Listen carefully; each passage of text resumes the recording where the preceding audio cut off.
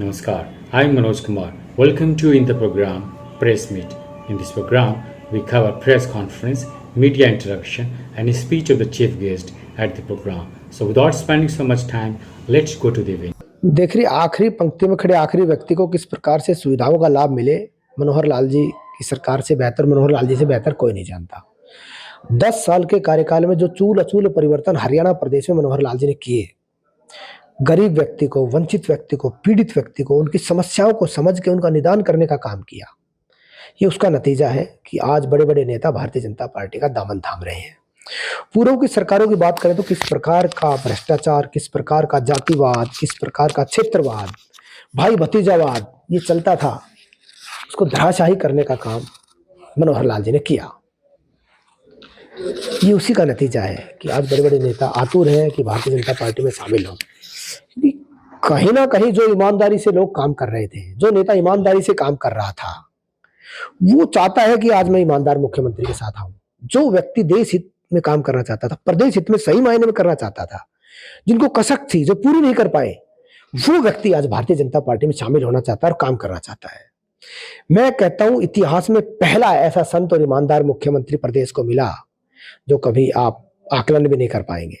आज प्रदेश की जनता उत्साहित है, हर वर्ग उत्साहित है। जो छोटा वर्ग होता था, जिसको लोग वोटों का साधन समझा करते थे, आज सही मायने में सबसे ज्यादा खुश वो है। ये उसी का नतीजा है कि आज हर छोटा वर्ग ये चाहता है कि ऐसा संत और ईमानदार मुख्यमंत्री बारंबार बने। वो आतुर है, कब चुनाव हो और कब ऐसे संत मुख्यमंत्री को तीसरी बार मुख्यमंत्री बनाए। जनता का विश्वास, जनता का स्नेह, जनता का प्यार जो मनोहर लाल जी ने जीता है, उसका नतीजा है कि बड़े बड़े नेता इसमें शामिल हो रहे हैं।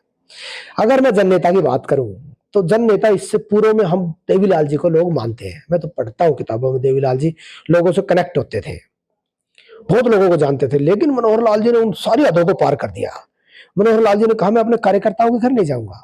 वो लोग कार्यकर्ताओं के घर जाते थे, कभी भी पहुंच जाते थे, कहीं चौपाल में चले जाते थे, लेकिन मनोहर लाल जी ने कहा मैं गांव गांव जाऊंगा, जन संवाद करूंगा। उसके बाद सबसे बड़े जन नेता जो उभरे हैं वो मनोहर लाल जी हैं। गांव गांव गए, लोगों से कनेक्ट हुए, गांव गांव में जाके लोगों की समस्याएं सुनी। प्रदेश का पहला ऐतिहासिक मुख्यमंत्री है और वहीं पर लोगों की समस्याओं का निदान करना।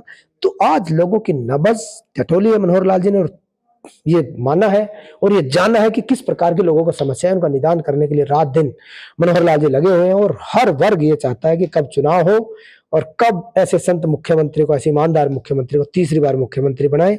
उसी बात का नतीजा कि बड़े बड़े लोग आज भाजपा का दामन थाम रहे हैं। लोकतंत्र में सबसे बड़ा जनमत है वो भारतीय जनता पार्टी के पक्ष में है, मनोहर लाल जी के पक्ष में है, मोदी जी के पक्ष में है।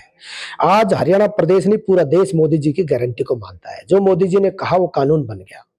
मोदी जी के मुंह से निकली हुई बात आज कानून बन गई। चाहे धारा 370 हो, चाहे सीएए हो, चाहे राम मंदिर का मामला हो, चाहे दूसरे मामले हो, जो मोदी जी ने कहा वो करके दिखाया। आज पूरा देश मोदी जी की तरफ टकटकी बांध के देख रहा है और फिर से प्रचंड बहुमत से भारतीय जनता पार्टी की सरकार बना के नरेंद्र मोदी को प्रधानमंत्री बनाने का काम करेंगे।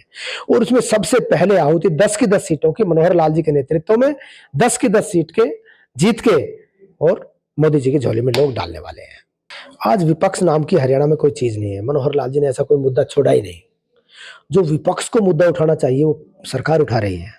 आप आकलन कीजिए, प्रदेश में जब जब भी जहां जहां अनियमितता पाई गई, अनियमितता पाने के बाद जब सरकार कार्यवाही करती है और दूसरे दिन अखबार में छपती है, तब विपक्ष उसको लेके घूमता है, ये तो भ्रष्टाचार हो गया।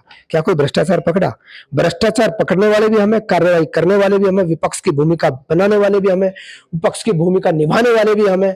आज विपक्ष धराशायी हो गया है, विपक्ष कहीं है ही नहीं।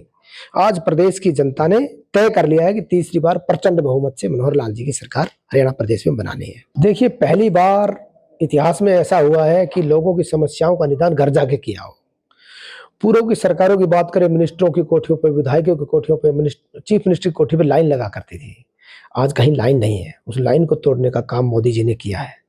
पहली बार एक इतिहास में ऐसा हुआ है, विकसित भारत संकल्प यात्रा के तहत हर गांव में अधिकारी जाके गांव में आदमी आदमी से पूछ रहे हैं, बताओ तेरी समस्या क्या है। पोर्टल के माध्यम से जो पारदर्शिता मनोहर लाल जी ने लाई, और उसमें किसी कारणवश कहीं कोई कमी रह गई हो, उसका गांव गांव जाके निदान ये विकसित यात्रा कर रही है। और मुझे लगता है मील का पत्थर साबित होगी और लोगों की समस्याओं का निदान करने के लिए ये वरदान साबित लोगों के लिए होगी। इसी का नतीजा है आज फिर से 400 पार भारतीय जनता पार्टी का कमल खिलने जा रहा है। देखो, आज पूरा देश राम में है। हर आदमी प्राण प्रतिष्ठा होने के बाद राम जी के दर्शन करना चाहता है। उनकी भावनाओं के अनुसार जिस प्रकार से लोग, कोई गरीब व्यक्ति, कोई बुजुर्ग व्यक्ति, कोई महिला जो अपने खर्चे से नहीं जा सकती, सरकार ने पोर्टल बनाया, उस पर अपलोड करो, फ्री हम दर्शन कराएंगे।